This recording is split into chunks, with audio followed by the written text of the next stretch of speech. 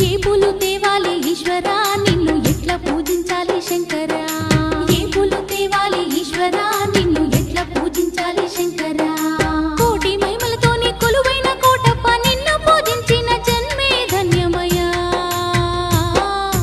ఏ పూలు తేవాలి ఈశ్వరా నిన్ను ఎట్లా పూజించాలి శంకరా ఏ పూలు తేవాలి ఈశ్వరా నిన్ను ఎట్లా పూజించాలి శంకరా